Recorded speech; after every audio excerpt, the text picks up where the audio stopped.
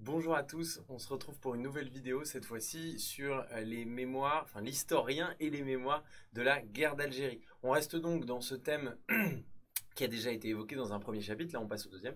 On reste dans ce thème finalement sur les mémoires, sur les relations entre les mémoires et l'histoire, et vous allez voir que la guerre d'Algérie, événement postérieur à la Seconde Guerre mondiale, est par nature un événement dont les mémoires concurrentes rendent très difficile l'analyse historique. Sans plus attendre, on rentre dans le vif du sujet pour ne pas perdre de temps, et on commence donc à évoquer l'historien et les mémoires de la guerre d'Algérie. Première chose à voir, c'est comme d'habitude le sommaire de cette petite vidéo. D'abord l'essentiel, une réflexion sur les termes clés du sujet, mais une réflexion aussi et surtout sur la problématique centrale. On passe ensuite à une petite remise à jour, une petite remise à niveau chronologique pour bien comprendre ce qui s'est passé, pour bien comprendre ce qui rend ce sujet si intéressant. Et enfin, quelques petites astuces, les erreurs à éviter et les bonus à avoir pour réussir l'épreuve.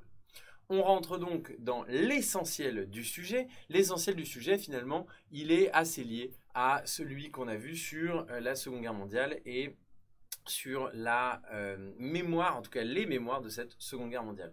La problématique centrale ici, l'idée centrale qui est mise en avant, c'est finalement comment les mémoires de ces deux conflits, Seconde Guerre mondiale, guerre d'Algérie, comment ces mémoires-là deviennent des objets d'histoire. Pour la guerre d'Algérie, c'est un petit peu particulier. La problématique centrale, l'élément fondamental ici, c'est de comprendre comment le contexte de la guerre d'Algérie, c'est-à-dire comment cette guerre s'est déroulée, comment elle appartient à une époque finalement et elle marque la fin d'un empire colonial français qui durait depuis très longtemps, comment ce contexte-là va influencer la lecture historique, mais aussi les lectures mémorielles qu'on va pouvoir en faire. Et finalement, ce qui se pose ici de manière sous-jacente, c'est la question du travail de l'historien. Comment travailler quand on est historien face à des mémoires qui sont parfois parallèles, parfois aussi concurrentes. Donc on voit bien que cette problématique centrale, il faut toujours l'avoir à l'esprit, il faut toujours se demander ça si on veut pouvoir réussir une dissertation, une étude de document le jour du bac. Par ailleurs, quand il faut définir les termes clés, on revient sur des éléments essentiels que vous devez maîtriser. Les mémoires, je le rappelle, elles sont subjectives, elles peuvent être différentes selon les groupes, selon les communautés. Les mémoires, elles n'ont pas vocation à l'universalité. Elles sont marquées, vous allez le voir, par différentes étapes, selon le contexte, selon les époques, selon aussi l'âge des protagonistes. Par ailleurs, à côté de cette histoire, ou en tout cas en voulant étudier cette mémoire, on trouve l'histoire. L'histoire est une science sociale qui est, attention, à une volonté objective, mais qui assume une part de subjectivité, elle aussi liée au contexte. C'est une science sociale, donc elle met en œuvre des pratiques, elle met en œuvre finalement un travail sur les sources qui doit lui permettre finalement une lecture dépassionnée, une lecture beaucoup moins marquée par le contexte que les mémoires. Les mémoires peuvent être un objet évidemment d'histoire, c'est tout l'enjeu de ce sujet qui met en rapport une science sociale et un souvenir commun partagé par une communauté, une population ou une nation. Les mémoires deviennent progressivement pour l'historien un objet d'étude et dans le même temps, les mémoires et l'histoire sont marquées par le débat politique. Je rappelle les trois grandes lois à maîtriser pour le chapitre 1 comme pour le chapitre 2 de ce thème. La loi Guesso de 1990 qui condamne le négationnisme.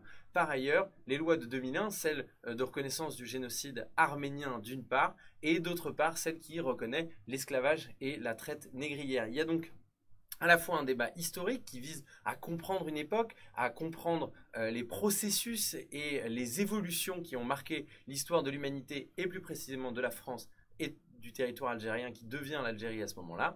Donc première lecture qui est ici très importante. Et puis vous avez aussi la lecture qui est marquée par le sceau de la responsabilité. Ça c'est la lecture que va mener progressivement l'État français d'une part, l'État algérien d'autre part. Donc ça, c'est l'essentiel du sujet. Une fois qu'on a l'essentiel, on rentre dans les enjeux du chapitre. Vous allez voir qu'ici, je les ai mis tout de suite, comme ça, vous avez en tête trois périodes différentes. Alors, la guerre d'Algérie, elle s'achève avec les accords d'Évian en 1962. Et donc, au départ, il y a ce qu'on a appelé les mémoires officielles. Mémoires officielles en France, où on ne parle pas encore de guerre, hein, on parle uniquement des événements d'Algérie, et ça c'est extrêmement symbolique, c'est extrêmement remarquable. L'Algérie, pour les défenseurs de l'Algérie française de l'époque, c'est la France à ce moment-là, et donc on n'est pas en guerre contre son propre pays.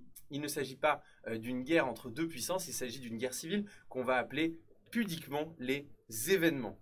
l'État veut en fait faire oublier sa violence, veut faire oublier les attentats qui ont été commis sur son territoire. On est dans une logique de passage d'une 4e à une 5e république qui veut incarner l'autorité, qui veut incarner la force et l'unité du pays. Et donc, on va mettre de côté tout d'abord cette mémoire et cette histoire d'ailleurs de la guerre d'Algérie. En 1962, puis en 1968 sont votées des lois d'amnistie. Donc on va amnistier, et notamment ceux qui avaient commis, on pense notamment à l'OS, l'organisation de l'armée secrète, on va amnistier certains qui avaient commis des crimes ou des attentats. De l'autre côté de la Méditerranée, en Algérie, on a la mise en place rapidement d'une mémoire qui va devenir très uniforme. Cette mémoire uniforme, elle est marquée notamment par l'expression de révolution algérienne. On ne parle pas encore de guerre d'Algérie. En 1965, 3 ans après la fin de la guerre d'Algérie, il y a un coup d'État. Ce coup d'État, il va renverser Ben Bella, qui était au pouvoir à ce moment-là, au profit de Houari Boumedienne. Et donc, on va avoir là, à la mise au pas de la mémoire, à la mise au pas de l'histoire incarnée par le gouvernement, l'indépendance est alors montrée comme uniquement du fait du FLN, hein, donc du Front de Libération Nationale. Il y a une volonté de cacher les divisions qui ont pu exister pendant les combats pour l'indépendance, notamment les divisions avec le mouvement national algérien de Messali Hadj. On est ici dans une logique d'unification du pays qui passe par une uniformisation de la lecture mémorielle de ces différentes années. Dans un deuxième temps, une fois que ces mémoires officielles ont été mises en place, qu'elles ont été ancrées par les États, on va passer à partir des années 70 à une période qu'on pourrait appeler la période des mémoires parallèles. Ces mémoires parallèles, elles vont même devenir parfois conflictuelles. À partir des années 70, il va y avoir quand même un début de relecture notamment marqué par les artistes, hein. C'est souvent le cas, vous l'avez vu, dans la mémoire, ils jouent un rôle important. En 1971, il y a un film qui s'appelle La bataille d'Alger, film de Pontecorvo, qui va en fait être le premier qui, à une grande échelle, va dénoncer publiquement le comportement des militaires. Ça va entraîner notamment de nombreuses protestations françaises. Il y a aussi évidemment l'ouvrage du grand historien Pierre Vidal-Naquet qui s'appelle La torture dans la République, qui paraît en 1972. On voit bien, notamment par la suite aussi en 1992 avec l'expression La guerre sans nom, qui est le titre d'un film de Bertrand Taverny, on voit bien qu'il y a une volonté d'animer, de relancer un débat public que les États souhaitaient jusque-là un peu faire disparaître. Il va y avoir notamment en France un développement dans cette période de ce qu'on va appeler les mémoires parallèles. Vous avez d'abord la mémoire de ceux qu'on appelle les rapatriés, notamment les pieds noirs, hein, les Français, comme ils s'appellent, les Français qui vivaient en Algérie avant l'indépendance. Il y a aussi la mémoire des harkis, les harkis qui étaient donc ces soldats qui avaient combattu, ces soldats musulmans, musulmans d'ailleurs, algériens qui avaient combattu aux côtés de la France, qui étaient restés sous le giron de la France, qui vont être ramenés en France et notamment placés dans des camps. Et dans ces camps, il va y avoir en 1975 une vague de révolte très importante. On pense notamment au camp, il y avait le camp de Bias, de Saint-Maurice-l'Ardoise, où ça va relancer finalement ce débat sur cette mémoire-là. Vous avez la mémoire des anciens combattants, la mémoire de ceux qui ont été appelés, donc qui n'étaient pas des militaires, qui ont été appelés à combattre et qui finalement ont vécu des choses terribles durant ce conflit, mais aussi la mémoire des militaires de carrière, donc de ceux dont le métier était d'être militaire, qui va être un petit peu différente, avec une lecture aussi du devoir accompli, une vision de la puissance militaire française qui ne doit pas être remise en cause. Évidemment, il y a pendant ce même temps un maintien des mémoires officielles, côté français comme côté algérien. On voit bien que dans ces multiples clés de lecture, il y a évidemment des conflits naissants. Les années 90 vont tout changer à cela. Pourquoi? Parce que d'une part, après une révolte des enfants de harkis dans plusieurs villes en 91, en 1992, les archives françaises de la guerre d'Algérie sont théoriquement ouvertes. Ça fait 30 ans depuis la fin du conflit. Par ailleurs, le procès de Maurice Papon en 1997, alors, qui est un procès beaucoup plus large, hein, puisque c'était lui qui, en tant que secrétaire général de Gironde, entre 1942 et 1944 sous l'occupation allemande, avait participé à la collaboration, mais Maurice Papon était aussi le préfet de police pendant les répressions extrêmement violentes d'octobre 61 pendant la guerre, et donc forcément, à la lumière de son procès, on va remettre en cause et remettre en valeur plutôt le rôle de l'État français et les actions violentes menées par l'État français. Ça nous conduit donc à une dernière période qui va de 1999 à nos jours. On est vraiment dans l'histoire du temps présent, l'histoire très récente, puisque c'est en 1999 que l'Assemblée nationale française vote l'appellation officielle, la reconnaissance officielle de la guerre d'Algérie. On a en 2000 la reconnaissance par 2 généraux très importants, et notamment le général Massu, l'utilisation de la torture par l'armée française, qui est un sujet essentiel pendant la guerre d'Algérie, et la parution sous la direction de Mohamed Harbi et de Benjamin Stora, donc on est dans une lecture historique, en 2004 d'un ouvrage, La guerre d'Algérie, 1954-2004, la fin de l'amnésie. On est vraiment là. La fin de l'amnésie, l'expression, vous pouvez l'utiliser parce qu'elle est, entre guillemets évidemment, parce qu'elle est extrêmement révélatrice et elle montre bien finalement ce refus d'une lecture historique marquée par des mémoires officielles extrêmement fortes. Il faut bien avoir en tête que les mémoires restent conflictuelles, notamment la mémoire des harkis, puisque l'abandon des harkis a été reconnu très récemment, en 2016, par François Hollande quand il était encore président. Et il y a eu aussi bien avant, en 2005, une loi qui reconnaissait la souffrance des rapatriés.